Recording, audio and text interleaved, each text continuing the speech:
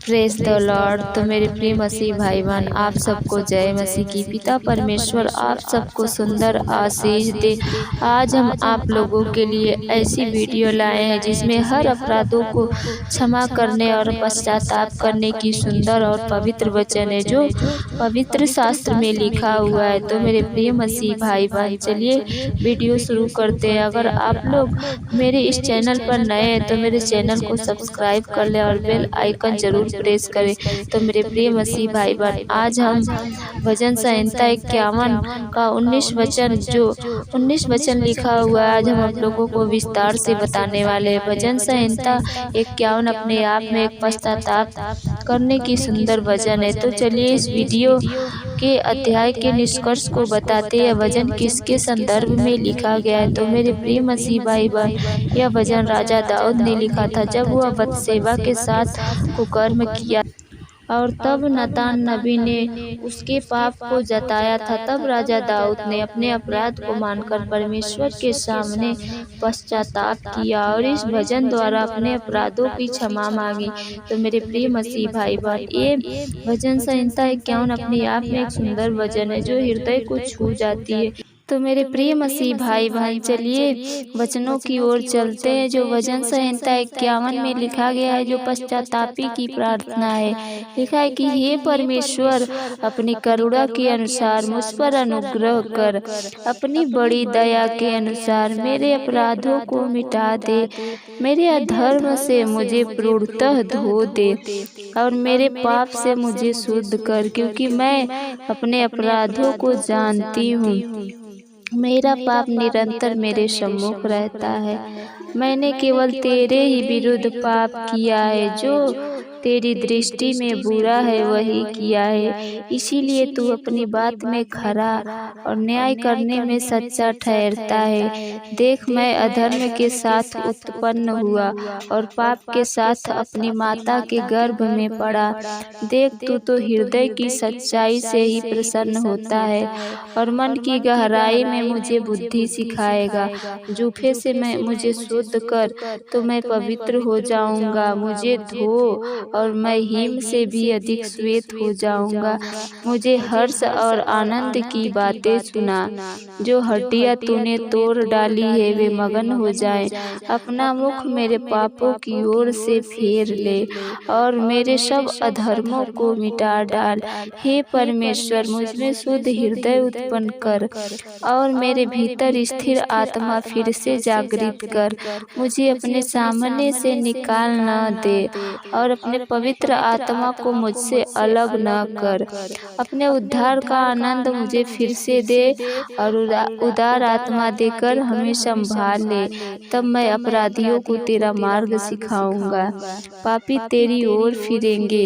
हे परमेश्वर, हे मेरे उद्धारकर्ता परमेश्वर, मुझे हत्या के अपराध से दोष मुक्त कर। तब मेरी जीभ आनंद से तेरी धार्मिकता के गीत गाएगी। हे प्रभु, मेरे होठों को खोल दे कि मेरा मुंह तेरी स्तुति प्रशंसा करे, क्योंकि तू बलि से प्रसन्न नहीं होता, नहीं तो मैं उसे चढ़ाता। तू होम बलि से भी प्रसन्न नहीं होता। टूटा मन परमेश्वर की योग्य बलिदान है। हे परमेश्वर, टूटे मन और पिसे हुए हृदय को तू तुच्छ नहीं जानता। कृपा करके सियोन की भलाई कर और यरूशलेम की शहर को बना। तब तू धार्मिकता के बलिदान से आनंदित होगा, अर्थात होम बलि तथा सर्वांग पशु की होम बलि से, और तेरी वेदी पर बछड़े बलि चढ़ाए जाएंगे। आमीन।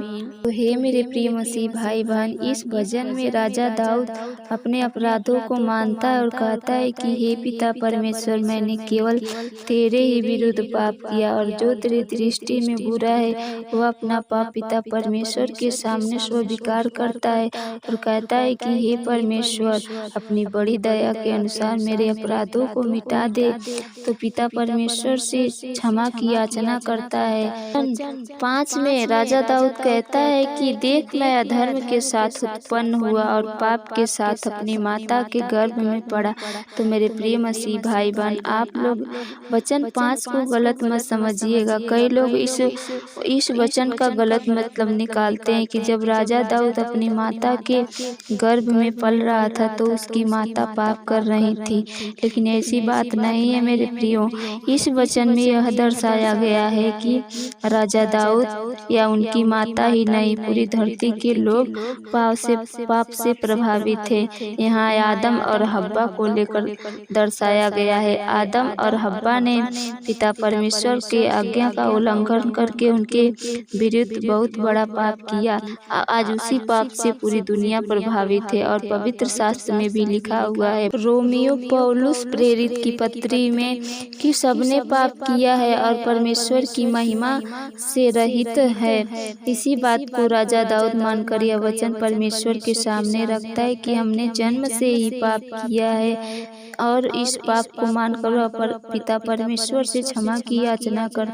वचन 7 और 9 में राजा दाऊद कहता है कि हे परमेश्वर, मुझे जूफा से शुद्ध करके मैं पवित्र हो जाऊं, मुझे धो कि मैं हिम से भी अधिक श्वेत हो जाऊं। मुझे हर्ष और आपने खुशी की बात सुना और मेरा जो हड्डियां रूपी हृदय है आपने तोड़ डाला है, वे मगन हो जाए और अपना मुख मैंने जो आपके विरुद्ध पाप किया है मेरी पापों की ओर से फेर ले, और मैंने जो आपके विरुद्ध सब अधर्मों को किया है मिटा डाल। तो मेरे प्रिय मसीह भाई बहन, इस वचन में राजा दाऊद अपने पाप को मानकर परमेश्वर से विनती करता है, क्योंकि वह जानता है कि एक परमेश्वर ही है जो उसे क्षमा कर सकते हैं। तो मेरे प्रिय मसीह भाई बहन, चलिए परमेश्वर के 11वें वचन की ओर चलते, जिसमें राजा दाऊद क्या कहता है कि हे परमेश्वर, मुझे अपने सामने से निकाल न दे और अपने पवित्र आत्मा को मुझसे अलग न कर। तो जब राजा दाऊद को अफसोस होता है कि पाप के कारण हमसे जो पाप हमने किया है पिता परमेश्वर के विरुद्ध, उस पाप से हमारी और परमेश्वर की दूरियां बढ़ गई है, क्योंकि प्रियो पाप हमें परमेश्वर से दूर करता है। क्योंकि वचन 11 में जो लिखा हुआ है, राजा दाऊद इस वचन को पिता परमेश्वर के सामने रखकर अपने पापों को अफसोस करके पिता परमेश्वर से कहता है कि हे पिता परमेश्वर, हमें अपने आप से दूर न कर। तो मेरे प्रिय मसीह भाई बहन, पाप हमें परमेश्वर से अलग करता है, हमारे और परमेश्वर के बीच में दूरियां बढ़ जाती है। इसीलिए हमें परमेश्वर के करीब आने के लिए हमें पश्चाताप और क्षमा की याचना करनी चाहिए। हमें अपने हृदय से, अपने मन के हृदय से पिता परमेश्वर से क्षमा मांगनी चाहिए। तो चलिए मेरे प्रिय मसीह भाई बहन, वचन 10 में देखते हैं कि राजा दाऊद क्या कहता है। राजा दाऊद कहता है कि हे परमेश्वर, मुझ में शुद्ध हृदय उत्पन्न कर और मेरे भीतर स्थिर आत्मा फिर से जागृत कर। यानी कि इसमें राजा दाऊद कहता है कि हे परमेश्वर, मेरा जो हृदय है वो पाप से अशुद्ध हो गया है, अधर्म से अशुद्ध हो गया है, और मेरे हृदय आप अपने पवित्र आत्मा को नए सिरे से जगा दे। तो मेरे प्रिय मसीह भाई बहन, अगर हमसे कोई भी पाप हो जाता है तो हम अपने पिता परमेश्वर से क्षमा की याचना करते हुए इस वचन को जरूर पढ़े कि हे परमेश्वर, मुझ में शुद्ध हृदय उत्पन्न कर और मेरे भीतर स्थिर आत्मा फिर से जगा दे। वचन 13 और 15 में लिखा है कि हे प्रभु, मेरे होठों को खोल दे, मेरा मुंह तेरी स्तुति प्रशंसा करे।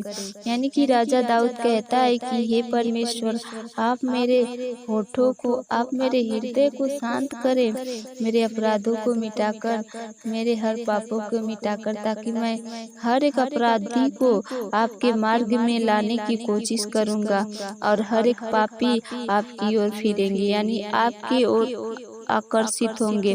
हे मेरे उद्धारकर्ता परमेश्वर, आप इस वचन के द्वारा, इस प्रार्थना के द्वारा मुझे हत्या के अपराध से दोष मुक्त कर दे।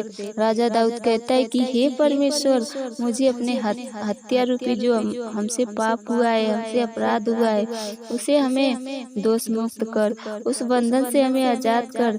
तब मेरी जीभ आपके आनंद की गीत या धार्मिकता के गीत हमारे मुंह से आपके लिए निकलने पाएगी। मेरे प्रिय मसीह भाई बहन, वचन 17 में राजा दाऊद बहुत ही सुंदर बात परमेश्वर से कहता है कि हे परमेश्वर, तू बलि से प्रसन्न नहीं होता, नहीं तो मैं उसे चढ़ाता। तू होम बलि से भी प्रसन्न नहीं होता है। तू तो टूटा मन परमेश्वर की योग्य बलिदान है। हे परमेश्वर, तू टूटे हुए और पिसे हुए हृदय को तुच्छ नहीं जानता।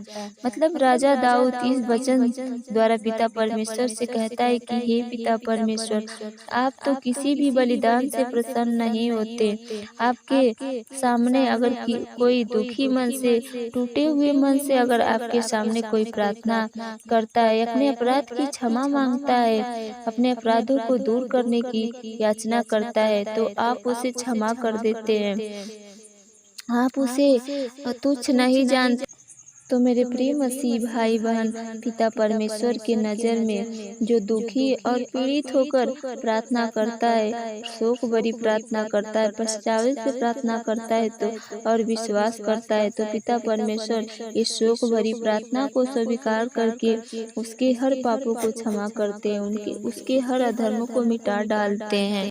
तो प्रियो, इस वचन से हमें यही सीख मिलती है कि राजा दाऊद को अपने किए गए पाप पर पछतावा था और वो कैसे परमेश्वर के सम्मुख अपने पाप को मानते हुए परमेश्वर से क्षमा की याचना करता है। तो प्रियो, हमें भी परमेश्वर से अपने रिश्ते को कायम करने के लिए हमें अपने किए गए पाप पर पश्चाताप की प्रार्थना करनी चाहिए, क्योंकि हम भी पापी हैं और हमें भी क्षमा की आवश्यकता होती है।